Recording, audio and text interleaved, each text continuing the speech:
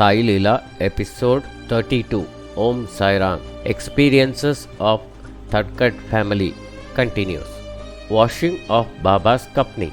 Now, as I proceed further in my endeavor, I strongly feel that my father should have had written his diary. This would have given a proper chronographical account of the growing intensity of his experience in association with Baba, resulting into his ever-growing love towards Lord Sai. Of course, after his first meeting with Lord Sai, he must not have had the finest of an idea that he had come in contact with the superpower which was going to give a new to his life. I think probably only Sri Narasimha Saraswati was one Swami in those days who had written his diary, which has thrown a great light on Baba's Leelas. These are all afterthoughts now. Had I, for one who had come across few incidents, have not kept any date-wise account of them. Needless to mention that my experiences are very few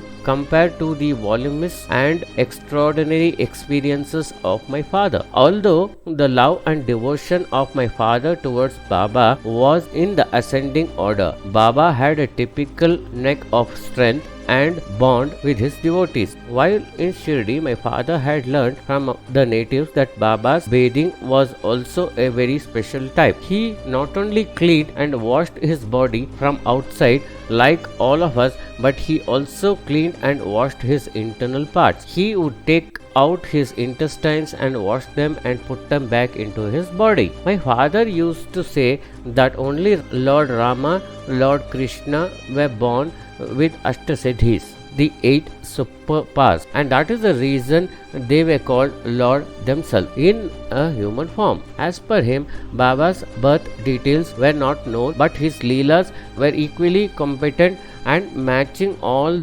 respects with the superpower. On one of his visits to Shirdi, Baba told my father that he would have to accompany him to his bathing place and will give him a special task. My father was ever willing for such duty. He anticipated that he would get some more divine exposure. Baba said, "Bhau, the assignment is very simple. I will take my bath, and while doing so, you will kindly wash my kafni.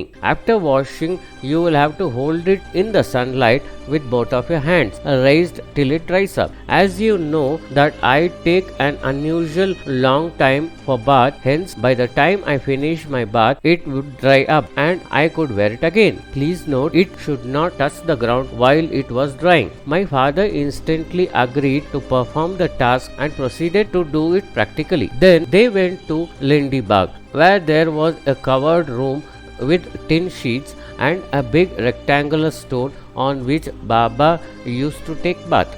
My father waited outside the bathroom for Baba to offer his kafni for washing. As there was no call from Baba and the kafni was not coming forth, he got impatient. He thought it must be one of those gimmicks of Baba. He decided to peep inside the room through the small hole in the door. To his utter disbelief, he saw Baba's body was emanating rays of light from each and every pore of his body. He could not bear the powerful light and feared of losing his eyesight. Also, his misdeed would have come to surface. All that very moment, he heard Baba giving him the call for collecting the kafni for washing. My father collected the kafni, took it near the well and washed it thoroughly with soap. After rinsing the water by squeezing it, he held both his hands in the blazing hot sunlight. Initially, he could not bear the weight of it, but as the time passed, the kafni started getting heavier instead of losing the weight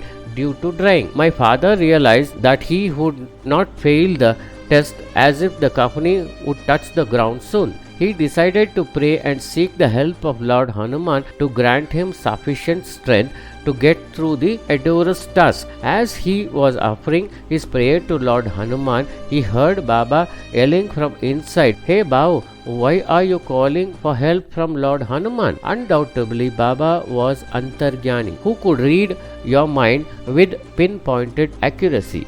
Then my father requested Baba for forgiveness, as he had committed a sin of trying to look at Baba's naked body.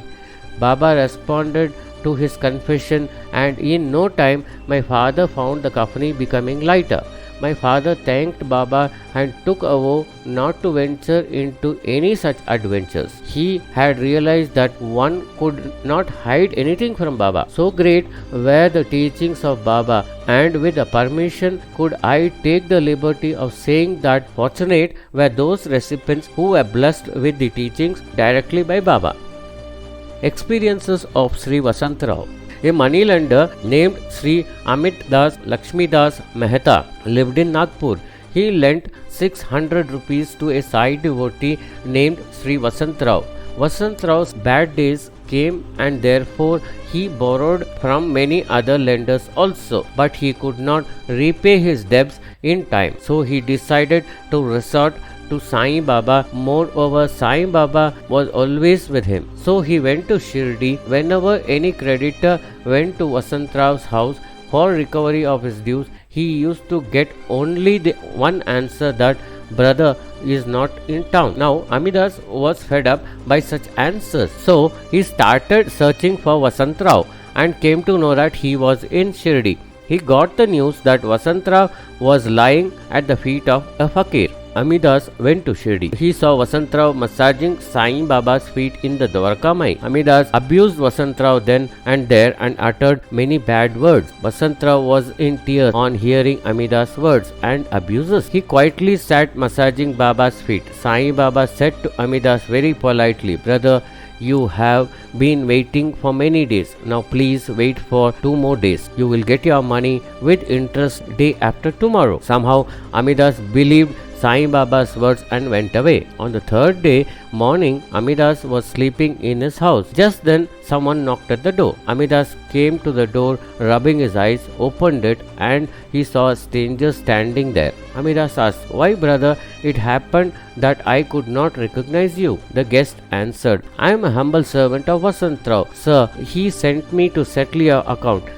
Just check your books and take the amount including the interest from this small bag in order to settle the accounts." Placing a small bag in Amidas' hand, the guest said, "Sir, count the amount with your own hand. I believe in you.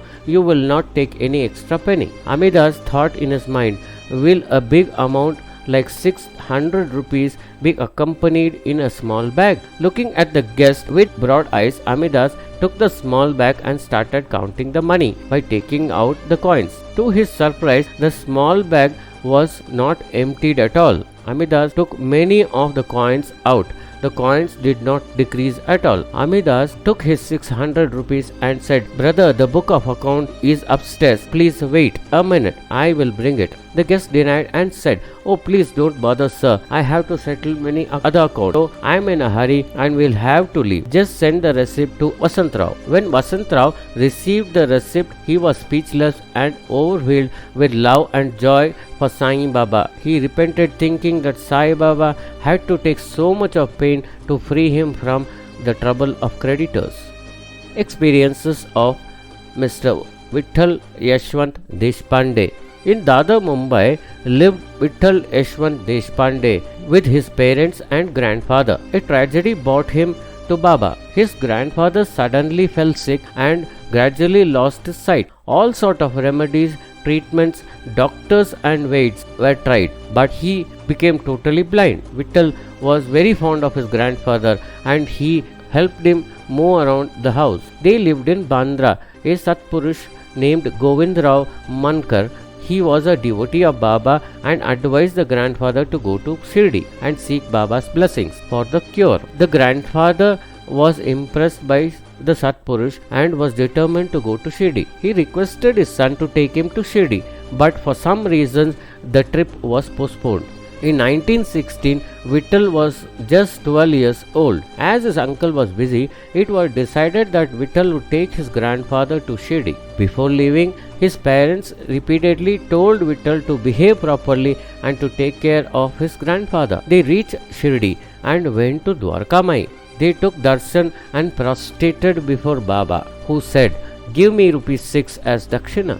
Vittal thrust his hand into the pocket and found that he had a 10 rupee and a 5 rupee note. He gave Baba the 10 rupee note which he did not accept, nor he accepted rupees 5 note, nor would he give him the change. Vittal tried again, but Baba stubbornly said, "Give me rupees 6 dakshina." So Vittal brought his grandfather next to the wall. He went out to get the change, but no one gave him the change. Frustrated and wondering how his grandfather was, he started crying. Suddenly, a well-built man stood before him. He had a clean dohar, a pagadi, puna shoes, and chandan on his forehead. Gently, he asked, "Child, why are you crying?"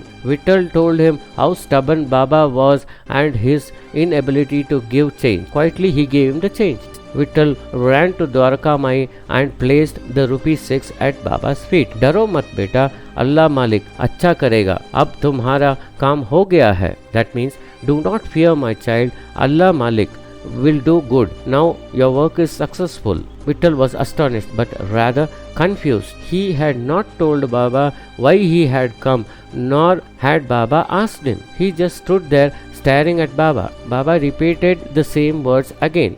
Still confused, he went to a corner where he had seated his grandfather, but he wasn't there. He searched in the Sabha Mandap but could not find him. Fearing that he may have walked out, he ran out of Dwarka Mai, but there was no trace of his grandfather. Again he ran around the village calling his grandfather, but he couldn't find him. Dejected and afraid, he started crying bitterly, wondering if his grandfather had fallen or hurt himself. Lo, the same man stood before him. "Why are you crying now?" he asked gently, patting Vittal on his back. Through sobs, Vittal told him what had happened. "Your grandfather is seated on the steps of Satevada," he said, pointing in that direction. Vittal ran and found his grandfather happily seated on the steps eating sugarcane. Angrily, he said, "Why did you leave the place I seated you at? Suppose you fell and hurt yourself, how did you reach here?" His grandfather told him that as soon as he went to get the change, his sight was restored. "By the time you came back, I could see clearly. So I came to the Vada." Vittal was relieved to hear this. He understood why Baba asked for ₹6 only. The dakshina of ₹6 could possibly mean giving unto Baba the 6 internal enemies, that is, lust, anger, greed, pride, delusion, and envy, that thrive through the 5 senses: sight, hearing, speech, smell, and taste. On the way home, he lost his cap and was afraid to tell his grandfather about it. Finally, they reached Dadar.